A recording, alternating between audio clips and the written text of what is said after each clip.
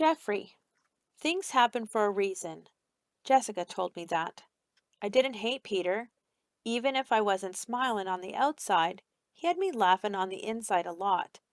He just liked to have fun, and the good fun went real bad on him that day in the snow. That's all. It wasn't all his fault. James told us that. James had more courage, more good heart in him than any of us smart kids. I don't know if James' words alone would have been enough, but then cool man Luke came to the rescue.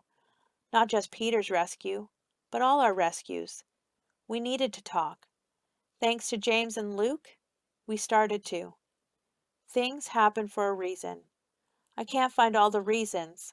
Did everything we did with the collaborative classroom lead towards this moment? Is this why it all happened? Why did it have to be Peter? And why did it have to be our teacher in a coma? Was it so that I would learn that life isn't fair sometimes? Because I learned that a long time ago with Michael. Anna. Things were working out, sort of.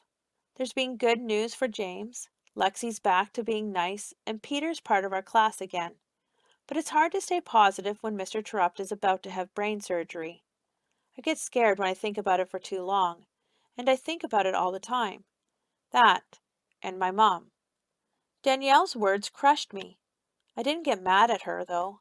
In a way, I felt sorry for her. I know she wants to be my friend, but her family doesn't want that to happen. That's got to be hard. This time, I talked to Mom about it as soon as I got home that day. Mom, Danielle said her family disapproves of you, and that you and Charlie will never be allowed to get married. Whoa! Slow down, Anna, Mom said. First of all, Charlie and I aren't looking to get married. Second of all, I know their family disapproves of me. My jaw fell open. Sit down, honey. I sat at the kitchen table across from Mum. She had been looking over the mail and drinking a cup of coffee, cream and sugar, when I burst in on her. Mom explained. Charlie and I went to school together. When I ended up pregnant with you, he didn't treat me kindly, just like everyone else. In fact, one day he got me so upset I kicked his truck. I put that dent in his door. I could see my mom reliving those painful memories as she spoke. He's actually apologized to me for how he behaved back then. But why would Charlie say he's sorry if his family disapproves of you? I asked.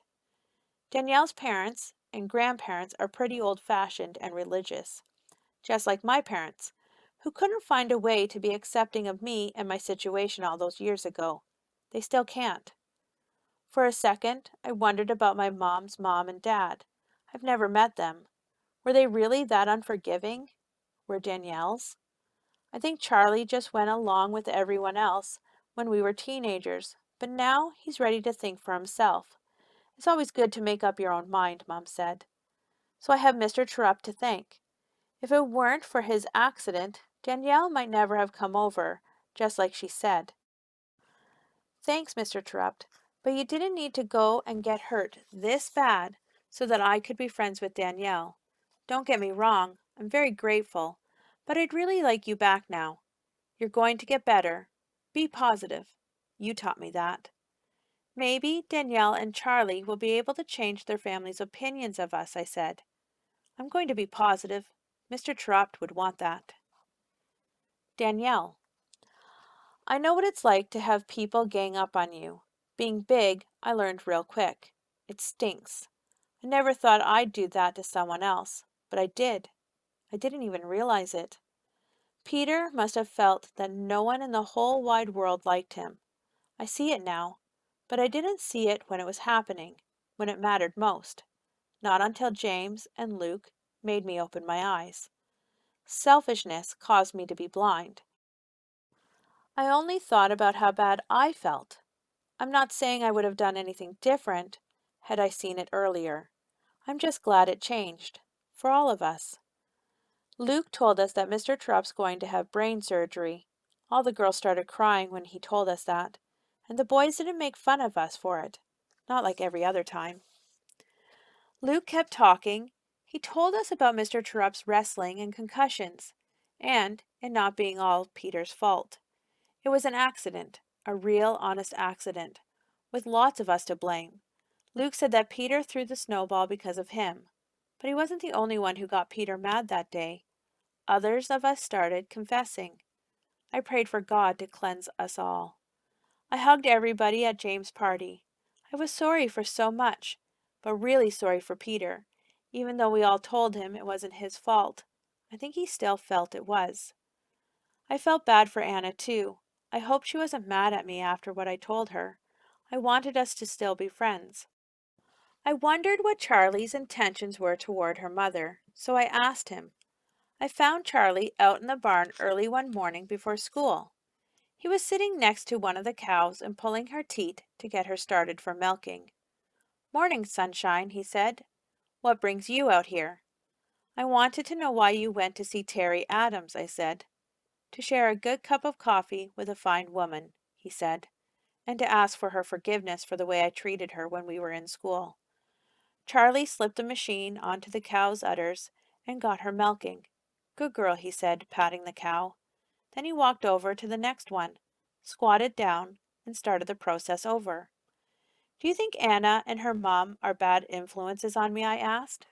"Nope, but I don't think you should try to change Grandma's or Mom's opinions on that score." "Are you going to see Terry again?" "I'd like to," Charlie said. He stood and moved to the next cow. Charlie had 4 machines, so he could milk 4 cows at the same time. He did the milking every morning and night. "Then, are you going to try and change their opinions?" "Nope. I see no reason to start a family war. You shouldn't either," he said. "That's easy for you to say, because you can just drive yourself over there whenever you want. Sooner or later, my teacher won't be in the hospital any longer. He'll either be back or in the ground, and I won't have any reason to go over to Anna's house.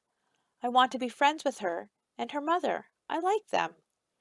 Charlie stopped what he was doing and looked at me. "Let's cross that bridge when we come to it," he said, "and let's continue to pray for that teacher of yours." "Do you think he'll make it through the surgery?" "I don't know," Charlie said. "I wish I could tell you, but I only know animals." He walked over to me and wrapped his arms around me, giving me a little squeeze. "It's time for you to catch the bus. Go on. Have a good day at school, Sunshine." He made me smile a little. I hoped I didn't smell too much like the barn. Jeffrey. If anyone knows silence, it's me. The silence in our classroom wasn't the worst. There was always someone you could turn to and whisper. It contained tons of sadness and guilt, but it wasn't absolute. Even Peter's silence was over. He was lucky. My silence at home pressed on, with nobody for me to turn to, and with nobody in sight to rescue me. That silence was absolute. The only company in my house was more sadness and guilt. But somewhere along the way this year, Terupt taught me to see things different, to think about things different, to think about more than just me. It was always my silence and my fault. But now I started to think about Mom's silence and Dad's silence. Mom's fault and Dad's fault. They were hurting too. Why did I have to wait for them to talk to me? I didn't. A few days after James's party, I crept into Mom's bedroom, where she lay on the bed in her pajamas. I climbed in next to her and put my arm around her. Then I told her, "It's not your fault. I love you." She didn't do anything, but I lay there and fell asleep, holding my mom. When I woke up, I felt good. I hoped my words had helped her. I thought of Terupt as I walked out of her bedroom. He had helped me reach out. I missed him. I wished I had a chance to tell him how I felt too. I wanted him back so bad. I found Dad sitting in a chair in the family room, better called the be alone room in our house. He was home, so I must have slept for a while. I wondered if he had seen me with Mom.